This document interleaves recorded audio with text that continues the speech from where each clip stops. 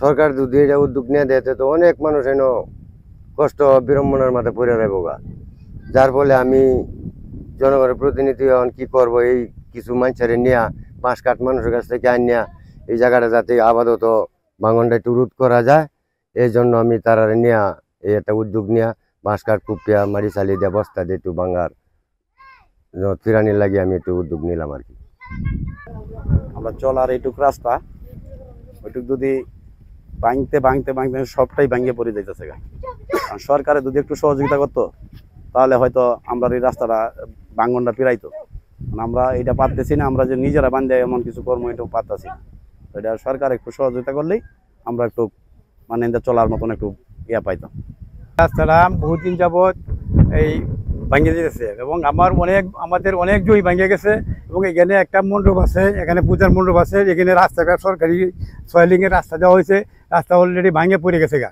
তো অনেকবার অনেক বলা হইলে কেউ কিন্তু গুরুত্ব দেয় না, চেয়ারম্যান মেম্বার কোনো গুরুত্ব দিচ্ছে না, এ পর্যন্ত দেয় নাই। এখন বর্তমানে দিতেছে সরকার ইয়েভাবে রাস্তা করতে বাঁধ দিতেছে, এই বাঁধে কোনো কাজ হবে না।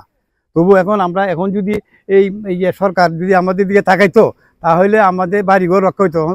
এখন আমাদের বাড়িঘর যাবে গা, আমাদের অনেক জমি এনে ভাঙে চলে গেছে।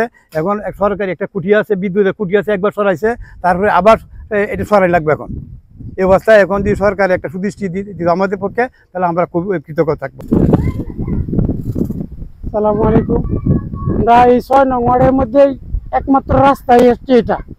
এই রাস্তাটা এর আগে আরো 2-3 বার ওইদিকে ছিল, কিন্তু 2-3 বার ভেঙে চলে গেছে। এখন যে রাস্তাটা আছে, এই রাস্তাটা যদি আমাদের চলে যায় তাহলে আমাদের ওই পাশের যে গ্রামগুলো আছে আমরা আর চলার কোনো রাস্তা নাই। আমাদের সরকারের কাছে আবেদন, এই রাস্তাটা যেন খুব দ্রুত এটা একটা পদক্ষেপ নিয়ে একটা কিছু করে দেয়। এই সামনে একটা মন্দির আছে, তারপরে একটা মসজিদ আছে। মসজিদ তো অবশ্যই থাকে এলাকায়, কিন্তু আমাদের যে গ্রামবাসীর চলাফেরার রাস্তা শুধু একমাত্র এটা। এখন আমাদের লাস্ট এটা, ইচ্ছা করলেই ওনাদের বাড়ির উপর দিয়ে আমরা আসতে পারবো না। এর আগে যদি সরকার একটা পদক্ষেপ নিয়ে দেয় আমাদের অনেক ভালো হবে। আমরা সরকারের কাছে এই আবেদনটাই করি যে খুব দ্রুত আমাদের এই রাস্তাটা মেরামতের জন্য একটা পদক্ষেপ নেয়।